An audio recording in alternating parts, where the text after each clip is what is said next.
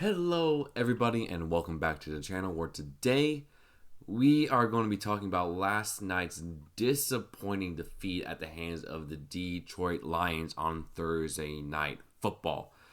It was a very, very frustrating game as the Packers were so close to beating the Lions and making a statement that they are a Super Bowl contender, but several mistakes by the team and a rough first half doomed us in our pursuit of victory. So before we get into the video, please remember to like, comment, and subscribe to the channel. And let's get in with the scoring breakdown. Then we'll do team stats and then individual stats and my overall thoughts for the game. So in the first quarter, the Lions got off to a 7-0 lead on their first drive with a David Montgomery 3-yard touchdown rush. Then they added a 43-yard Jake Bates field goal for a 10-0 Detroit lead.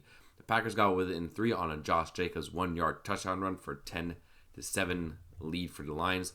And then right before the end of the half on a 4th and goal, Jahmyr Gibbs caught a 2-yard touchdown pass from Jared Goff to make it a 17-7 lead for the Lions at half.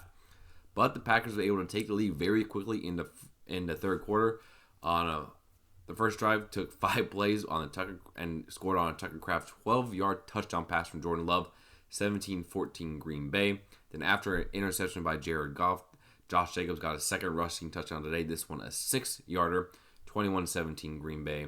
The Lions took the lead back on a Tim Patrick 3-yard touchdown pass, 24-21 for Detroit. Josh Jacobs got the lead back for Green Bay for a 4-yard touchdown rush, 28-24 Green Bay. Tim Patrick got his second touchdown pass of the game for a 31-28 Detroit lead. The Packers then tied the game on a 31-yard Brandon McManus field goal, but there are some penalties on that play that causes not to get a touchdown to tie the game 31-31. Left too much time on the clock for the Lions, and they were able to kick the game-winning field goal 34-31. So take a look at the team stats here. The Lions had 27 first downs compared to the Packers 17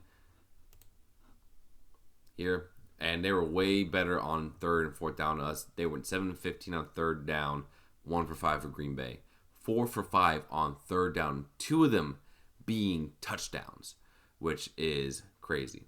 They had 76 total plays to the Packers 45, almost 100 yards more on offense compared to Green Bay on the same amount of drives. The Packers had more yards per play, but the Lions still had over 5 yards per play as well. That is not good. Only 199 yards passing for Green Bay compared to 280 for Detroit. Rushing is a little more even, 99 for Green Bay, 111 for Detroit. Both had 1 turnover. The Packers lost a fumble, and the Lions threw an interception. But time of possession is the big difference here. The Lions had 36 minutes of clock, keeping the ball away from Jordan Love as much as they could because he played pretty darn good football. Packers only had 23 minutes of total possession. Let's take a look at the box score here for Green Bay. Jordan Love played a pretty solid game. 12 for 20 for 206 yards, 1 touchdown pass, no interceptions, only got sacked once. A QBR 92.4 and a passer rating 111.7. Josh Jacobs, leading rusher today, 18 for 66, averaging 3.7 yards per pop, but had 3 rushing touchdowns on the day, continuing his excellent season. Love, 4 for 23 on the ground as well. Christian Watson had a pretty darn good game, 4 for 114, including a big 59-yard pass completion there. But he also had a fumble after he was trying to fight for extra yardage on the pass as well, which ended the Packers' drive pretty early. 4 for 49 for Wicks, Kraft 3 for 41, and a touchdown. Sims 1 for 2, and Jaden Reed did not get a single reception at all. Fumbles, Christian Watson lost a fumble there. Defense, McDuffie 15 total tackles, 4 solo. Quay Walker 10 total tackles, 6 solo, 1 tackle for loss. Keyshawn Nixon had a pretty solid day, 10 total tackles, 3 solo, 2 pass deflections. Clark 8 total tackles, 1 tackle for loss. Was getting a lot of pressure, forcing the Lions not really to run the ball all that great. Colby Wood had a massive tackle for loss as well. Zane Anderson came in after injuries to Bullard and Williams and played pretty solid. Got a 3rd down stop that the Packers couldn't stop on 4th down. Rashawn Gary got a sack and 2 quarterback hits as well, and a tackle for loss too. Keyshawn Nixon 1 interception, 16 yards. McManus perfect on field goals again, which is pretty good. And Wheeler had 3 punts for average on 41.7 and 2 inside the 20. For the Lions, Goff went 32 for 41, 283 yards, 3 touchdowns, 1 interception. David Montgomery, 14 carries, 51 yards, averaging 3.6 yards per carry, 1 touchdown. Gibbs, 15 for 43, averaging 2.9 yards per carry. So the Packers' run defense did pretty good at containing the Sonic and Knuckles duo here. Jameson Williams, 5 for 80. Laporta, 5 for 54. Patrick, 6 for 43 and 2 touchdowns. Amon-Ra, 5 for 43. Gibbs, 6 for 30 and a touchdown as well. And their defense did okay. A sack by Zadarius Smith, but got away with a couple of things there I'll get into momentarily. So, some positives for today. Jordan Love had another clean, mistake-free game.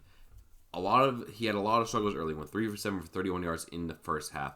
A lot of that was due to the offensive line's inability to block against a pretty bad Lions front, considering all the injuries they had. The Lions were dialing up blitzes all day long. The offensive line did not do a good job blocking them at all. Zach Tom got worked pretty hard in this game, which is pretty rare out of him. And so, yeah, the Packers did not do a good job on offensive line basically all game. There was no running lanes. Jordan Love didn't have much time. But the thing, though, is in that second half, Love really came alive, made some excellent throws, a lot of it under pressure, able to move around the pocket, show his mobility, show his throwing capacity. And that deep bomb to Christian Watson was incredible. He threw an absolute piss missile to Tucker Kraft for that touchdown as well.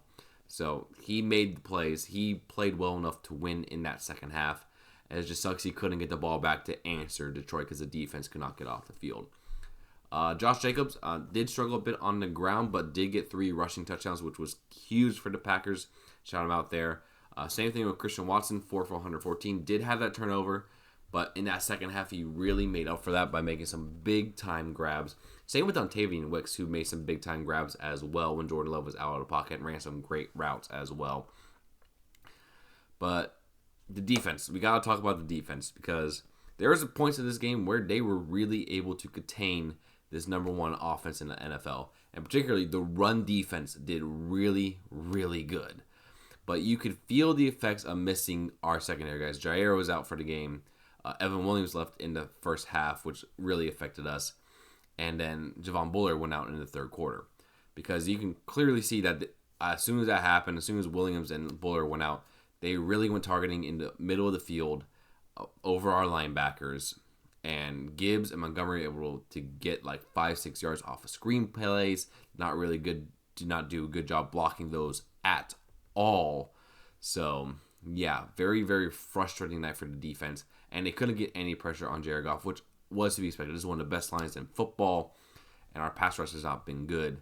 But there were times where I thought, oh, okay, we can do that. Especially in that first quarter and a half of the game when they basically stopped the Lions pretty easily.